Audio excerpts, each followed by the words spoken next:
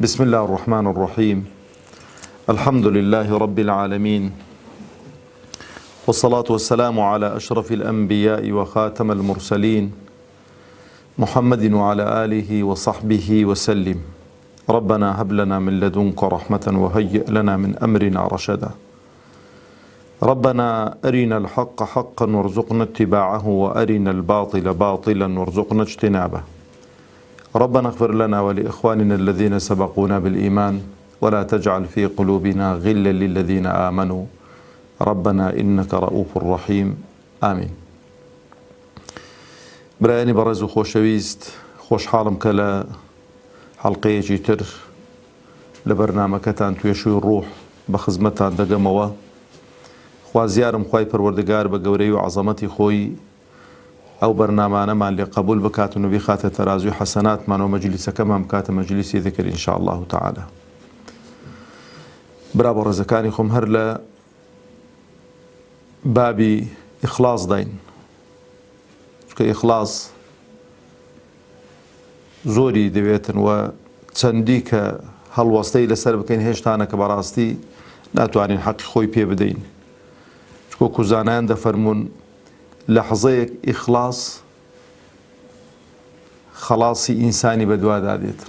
ئەگەر لەحظەیەک ئینسان تەواو خۆی یەکلا کاتەوە بۆ خوای پەروەردگار، خاڵسەن هەموو شتێکی بۆ خوا بێ، خوای پەروەردگار تەبارەک و تەعالا دەربازی دەکات و قوتاری دەکاتن. خوای گەورە لەوانەمان بجێڕێ یا رب العالمین.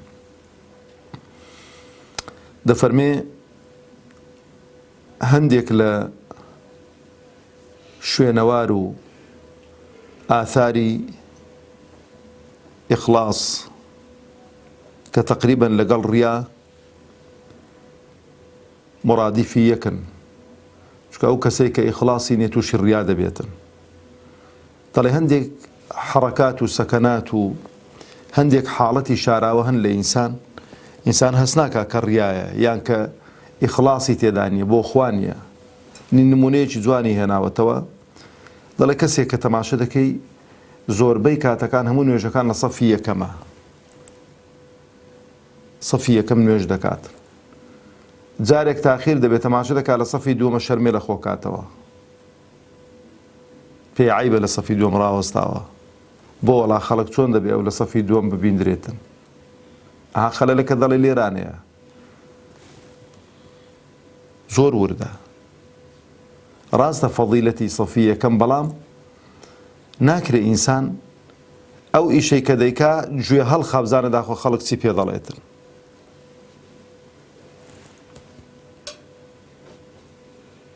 یەکێک لە پیاوچاکان دەفەرمێ لە بەسڕە ئەو کاتەی عادەت وا بووە کە مەسەڵەن ئەو مزگەوتە وەکو بڵێ بەیتولمالێکی زۆر عەجایبی هەبووە و پارە و سەرۆت و سامانێکی زۆریان لەبەردەست بووە و نەفەرێکیان دەکردە ئەمین. دەڵێ زۆر پێی خۆش بوو. تەبەن چێ لە مزگەوت لە هەمان ئەهلی تەقواتر بە ئەهلی دینتر با و خەڵک ئەوەی کردبایە ئەویان دەکردە جێی متمانە و ئەمانەت و ئەمانەتیان تەسلیم دەکرد. ئەو کابرای بۆ خۆی دەژێڕێتەوە، دەفەرمێ هەموو هەوڵێکم دەدا بۆی کە خەڵک بڵێ لە هەمان بە تەقواترە بۆی کە ئەو ئیشەم تەسلیم کەن. مەبەستی ئیشەکە بوو. دەڵێ کە تەواویش دەبوو مەسەلەن گوێم هەڵدەخست چەند ساڵێک خەڵەکە دەیانگۆ بەخوا پیاوێکی ڕیابازە، چونکە خوای گەورە ئاگای لێیەتی. دەڵێ شەوێک لە مابەینی خۆم و خوا تەوبەی نەسوحم کردوتم، خوایە ئەتۆ ئاگاداری بۆ وەزعی من، ئەمن وعد بێ لەو دەقەیوە تەواو، ئەمن تۆبە لە مابەینی خۆم و خۆت و هەموو شتێکم لەبەر ڕەزامەندی تۆ بێت و لەبەر خاتری تۆ بێت. تاڵیبی هیچ نیم، بەس ئەتۆم لێ ڕازی بی. دەڵێ بەیانی چوومە مزگەوت نوێژم کرد، بانجیان کردم، گوتیان وەرەکاکە ها ئەو کلیلی ئەو ئەمانەتەی بالەک نەتۆ بێت، ئەتۆ شایستەی بۆ ئەو ئەمانەت. خوا تەبارەک و تەعالا ئەو ئاگای لە هەموو ئیش و کارێکی ئێمێ. خۆشەویستانی خۆم، یەک شتان ئاگا لێ بیتن. ئەمڕۆ ئەو فەیسبووکە ئیخلاصی و خەڵکەوە نێشتووە زۆر بەداخەوە. کەم وایە خەڵک تووشی جیرۆدەی فەیسبووک نەبوو بێتن، هەر مەرحەبای فەقیرێکی بکات دەبێت تەسویری بکرێتن دەستی دەناو دەستی فەقیرەکەی دابێ بۆی کە بڵاوی کاتەوە ڕۆ سەردانی ئەو فەقیرە بکرد سەردانی ئەو بێوەژنەم کرد هەندە هاوکاری فڵانم کرد ینی هەندێک شت هەیە ئینسان لێی گەڕێ لە مابەینی خۆ و خوای خۆی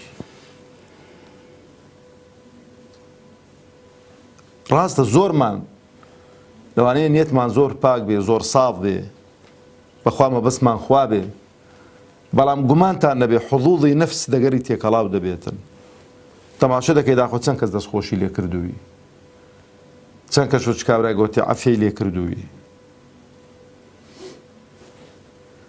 ئەو شتانە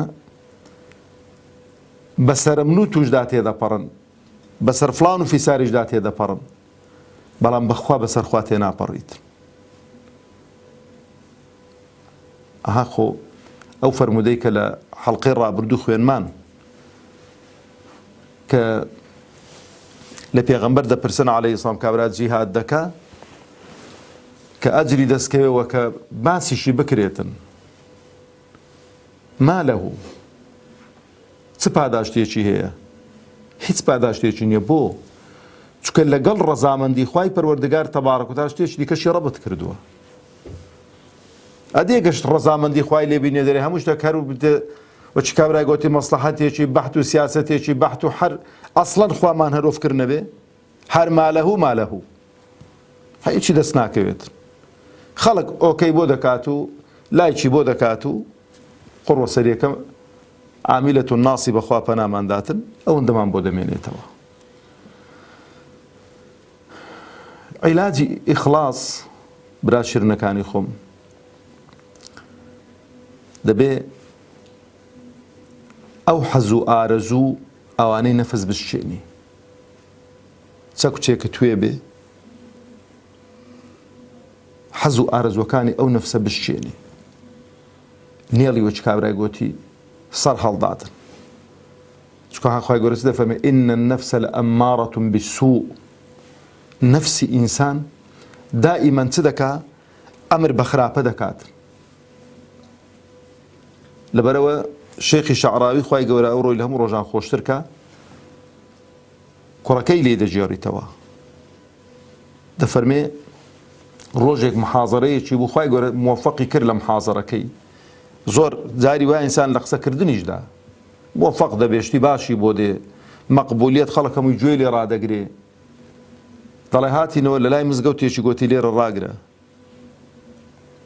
ئەویش ئەمزانی کە دەچێت دەست بە ئاو دەگەینیتن دەڵێ ماوەی تاخیر بۆتم با بچم مەگەر دنیا هەزار قەزا و قەدەرە جەڵتەیە شتێکە نەخۆشیەک تەماشەم کرد قاچی هەڵماڵی بوون دەستی هەڵماڵی بوون ئاو دەستی دەشۆردن بابە بۆ وادێت وەڵی کوڕم شتێکم دەدڵیدا دروست بوو دەمێ ئەو نەفسەی خۆم بشکێنم حڵوڵی ئەو نەفسەی خۆم بشکێنم ئەو نەفسەی ئێمە خۆشەویستانی خۆم پێویستە جار جار بشکێندرێتن بەتایبەتیش ئینسانێکی گوتی کە زانیت کە شتێک عوجبی بۆ دروست کردو شتێک غروری بۆ دروست کردی غرورەکەت بشکێنە بۆ کەس نا بۆ خوا بۆی کە ئەو ماندوو بوون و ئەو جوهدەی کە سەرفی دەکەین پاداشمان دەستکەوێتن و تەمەعی دنیا وەلانین دنیا بۆ چێ ماوەتەوە بۆ چێ ماڵە ڕۆژانە مەسەلەن تەماشای فەیسبووکی ناکەی خەتی ڕەش کابرا گوتی بەسەر چەند کەسانداد بەخوا بەسەرم نەتوشدا دێ و خەتە ڕەشە چیان لەگەڵە خۆ بردووە کوا سەرەت و سامانیان کوا ماڵ و منداڵیان کوا ناو دەنجیان برا هەر مانگە کە بەخوا باست دەکرێتن ئەگەر زۆر زۆر پیاوەکی زۆر زۆر ناودار و زۆر بلیمەت و زۆر وەچ کابرای گوتی لە باراندا بوو بی با ئەو پەڕی مانگە کەتیات بکرێت لەبیر دەچی نەسیە منسیە ڕای دەبا پیاو بین ئەگەر لە بیر خەڵکی چوینەوە با لەوێن دەرێ لەبیر نەکرێین ئەها ئەگە لێرانە خوا لەبیر کەین خوا پەناماندا خوای گەورە لەوێن دەرێ لەبیرمان دەکا نەسوا الله فەنەسیەهو خۆ خوای گەورە چی لەبیر ناچێ بەڵامەشی دەڵێ پشتگوێیان دەخات ئیهمالیان دەکات کە ئەنەما هەر نین ئەوجا خۆشەویستانی خۆم ئینسان دەبێت تەجەڕوت کاتن بۆ دوا ڕۆژ تەجەڕودکردن لە بۆ دواڕۆژ چی خۆ نییە بڵێ وەڵا هیچ ئیش نەکا و هیچ نەخوا جلی و بەرجی جوان دەبەر نەکا و پێ نەکەنی و لەگەڵ ماڵ و منداڵ سەفرە و سیاحەت نەکا و نەوەڵڵا. تەجەڕود ئەوەیە کابرا کە تەواو خوای خۆی ناسیبێ هەر ئیشێکی دەکات لەبەر خوا دەیکات. و تەفزیلی دواڕۆژیش دەکات بەسەر دنیا. هەر شتێک لەو دنیایە کە ببێتە مایەی کەمکردنەوەی پاداشتی، ببێتە مایەی عەیبدارکردن لە دواڕۆژیدا نایکە موازی لێ دینم. و ئینسان ئەگەر ئەو شتانەی کرد ئەو ئیخلاسی بۆ دروست دەبێت. و زۆر کردەوە ئینسان ماندوو دەکاتن، ناڕحەتمان دەکاتن و ئینسانیش وا گومان دەکات کە خاڵسن لەبەر خاتری خۆیان تەبارەک و تەعالا، بەڵام تەماشە دەکەی وا دەرناچیت. لەبەرەوە کارکردن لەسەر ئیخلاس و نیەت زۆر زۆر مهمە. لەبەر هەندێش پێغەمبەرمان عەلەیهی سەڵات وسەلام ڕوح و گیانمان بە قوربانی بێ دەفەرمێ ئاگاتان لە خۆتان بێ لە شرکی خەفی. فەرمیان ئەی پێغەمبەری خوا شرکی خەفی چییە؟ ئەها کە ئیش لەسەر ئیخلاس دەکات، ئیش لەسەر نیەت دەکات. فەرمووی شرکی خەفی ئەوەیە کەسێک لە بۆ خاتری کەسێک کە تەماشای بکە بۆی کە هەڵی خەڵەتێنیتن. بۆ نمونە برایەکمان تاجیرە، کرێکاری دەوێ کرێکارێکی مولتەزیم بێ، ئەتۆش دەتوێ و چکاورای گوتی هەدەفێکە تێ بەس بگەیە وێندەرێ کەوت لێ دیاربی زۆر بە خوش و خوضوع ڕابوەستی بەڵام بەتەنها لە ماڵەوە قەت ئاوەڕانەوەستاوی بۆی سەرنجت ڕاکێشی یان بە تەمای خزمەتێکی لەگەڵی بکەی، ئەخلاق و ڕەوشتێکی جوان لە خۆت دادینێ دێموجاری لەگەڵەوی قسەی ناشیرن ناکەی، جوێن فرۆشنی، تعلیق بازنی، ئەو شتانت هیچ نین. بەڵام ئەگەر ئەوت لێ دیار نەبێ ئەو شتانت بەسەردا دەڕژێن. ئەوە ڕیابازیە، ئەو نەبوونی ئیخلاسە بۆ خوا تەبارەک و تەعالا. یەکێک لە پیاو ساڵحان دەفەرمێ المخلص من يكتم حسناته كما يكتم سيئاته يعني سيئاته. دەڵێ ئینسانی مخلیص ئەو ئینسانەیە چاکەکانی بشێریتەوە چۆن خراپەکانی دەشێریتەوە. بەخوا شتێکی جوان و وردە. یعنی کەسمان تو ئەو خوای جورئەتمان هەیە مەسەڵەن مەگە کەسێک کە خوای گەورە تەبارەک و تەعالا پەناماندا هەندە تاوانبار بوو بێت و گونەهبار بوو بێت و ختمی لە دڵی درابێتن بە ئاشکرای بێ باسی گونەهەکانی بکاتن، ئەوەش فەضاحەتێکی گەورەیە. ئینسانی موسڵمان و ئەهلی تەقوا دەڵێن بینی وتە بێتن مەسەڵەن باسی گونەهەکانی خۆی بکاو لە ئەوەندە گوناهام کردوون ئەمڕۆ ناوەڵڵا. دەفەرمێ ئینسانی مخلیص ئەو ئینسانەیە چۆن گونەهەکانی دەشێریتەوە با چاکەکانیشی بشێریتەوە باس مەکە لێیگەڕێ مابەینی خۆت و خوا. پێویست ناکە بێی سەری ساڵی حیساب بکەی ئەو ساڵ لەخوا بە زیادەبی هەندە شتم کردووە با بە خۆخوا دەزانیتن بە قوربان. ئەگەر لۆ من و لۆ فڵان و لۆ زەید و لۆ عەمرمانە بەو خوای کەس ناڵێ دەستت خۆش بێت و پاداشماندات و بڵێ وەرە کاکە مادام ئەو هەموو چاکت کردوون با هەندە پارەت دەمێ. بەس لێ ئەنگەڵێ کوڕە سڕی حەسەنات و چاکەکانی خۆمان با هەڵ نەدەینەوە بۆ خەڵکی، با نەیکەینە منەت بەسەر خەڵکیدا، با نەیکەینە تەڵە و داوێک خەڵکی پێوە بکەین لێی گەڕێ کە مردی بە هەنجی سندوقەکەت بشێتن. لێرە با دیار نەبی کوڕە با دەناو هیچ دیار نەبی. ئەها لەبەر هەندێش پێغەمبەری خوا عەلەیهی سەڵات وسەلام زۆرێک لە ئەهلی ئیمان و موسڵمانان دەفەرمێ ڕوب ئەشعەث ئەغبەڕ لەو ئەقسەمە عەلە الله لەئەبەڕە. جاری وایە پیاوی وا هەیە فەقیر هەژار نەدار بەڵام دەڵێ خوایە وەڵاهی دەبێ ئاوا بکەی، یعنی وەکو بڵێ سوێن دەخوا دەبێ خوای گەورە بۆی جێبەجێ بکە، خوای گەورە بۆی جێبەجێ دەکات لەبەرەوەی مەکانەت و ڕێزی ئەو ئینسانێ لە لای خوای پەروەردگار. ئەو مەکانەت و ڕێزە بە هەیکەل نییە، بە جسم نییە، بە ماڵ نییە، بە عیلم نییە، بە ئیخلاس و تەقوایە. ئیخلاص و تەقوا بۆ خوای هەبوو علمەکەت بە کەڵک دێ ماڵەکەت بە کەڵک دێ هەموو شتێکت بە کەڵک دێت بەڵام ئیخلاصت نەبوو تەقوات نەبوو ئەو شتانەت هیچ بە کەلک ناین ئەو جەبرا بەڕێزەکانی خۆم هیچێک لە پیاوچاکان دەفەرمێ الإخلاص فقد رؤية الإخلاص الإخلاص ئەوەی بەڕاستی ئەسڵەن ئیخلاسەکەی خۆت هەر لە بەرچاو نەبێتن تەماشەی نەکەی دەڵێ فمن شاهد في إخلاصه الإخلاص فقد احتاج إخلاصه إلى إخلاص دەڵێ ئەوەی کە ئیخلاسەکەی خۆی ببینیتن لە ناو کار و کردەوەکانی خۆیدا بمراقبە بکات دەی وەڵا بە ئەمن پیاوێکی مخلیص و ئەوانم دەڵێ ئەو ئیخلاسەوی پێویستی بە ئیخلاسێکی دیکەیە یعنی چی؟ یعنی ئینسان ئەوەندە طالبی ئەوە بێتن کە خوای لێ ڕازی بێ خوای گەورە تەبارەک و تەعالە تاعەت و عیبادەتەکانی لێ قبولکە ئەوە نەبێ دەی خوا پیشان دەکە پیاوێکی مخلیصە و پیاوێکی ئەوەی خۆی غەریبەوە کە بکات و دەیجا لە مەجلیساندا وا لە خۆ بکاتم بڵێ بەخوا ئێستانە کە باڵی پێوە دێن دەفڕیتنەوە ئاگاتان لێبیت دائما ئینسان حاڵەتێکی وەسەط و حاڵەتێکی مام ناوەندی هەبێ و قەتیش وا خۆ پێشان نەداتن کە بڵێن کاکە ئەو ئینسانە لە هەموو خەڵکی باشتر و چاکترە تەمسیل نەکەین نا تەمسیل نەکەین چکە وایە تەمسیلەکە هەر دیاریشە ماشەڵڵا خوای بە قوربانت بم باوەڕتان بێ ئەوەی کە تەمسیل دەکات خوای گەورە زوو فەزحی دەکات زوو کەشفی دەکات فەڵتەی وا دەداتن و چ کابرای گوتی کابرای جاهیلیش نایدات ئەوجا خۆشەویستانی خۆم ئەو کار و کردەوانی ئێمە پێویستیان بە چێ پێویستیان بە مقدماتە هەر ئیشێکی کە دەیکەین پێش بیکەی ئەتو لە مابەینی خۆت و خوا لە مابەینی خۆت و خوا ساغیکەوە بۆ دەیکەی مەبەستت چێ لەو ئیش و کار و کردەوەیە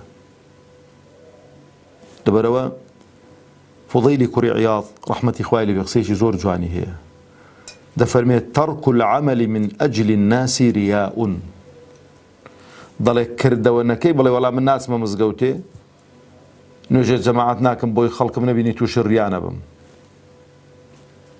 یان تووشی ئەوە نەبم ناوی چییە تووشی فیز و تەکەببر و لوودبەرزی نەبم لە ماڵی خۆدەکەم با کەس من نەبینێ ئەسڵی نوێژی جەماعەت لە مزگەوتەیە بەرخەکەم چاوەکە بەڵام دەفەرمێت تەرک العەمەل من ئەجل الناس ریاء نەکردنی کار و کردەوە و سەدەقە و خێر و حەسەنات و ئەوانە لەبەر خەڵکی وەڵا خەڵک با نەزانێت کە تو چاکەکاری ڕیایە ئەوە چاو لە خەڵکی مەکە ئەگات لە خوای بێت ئەوجا دەفەرمێ والعەمەل من ئەجل الناس شرک لەبەر خەڵکیش ئیش و کارەکەی بکەی تووشی شرک بووی والئیخلاص ئیخلاص چییە؟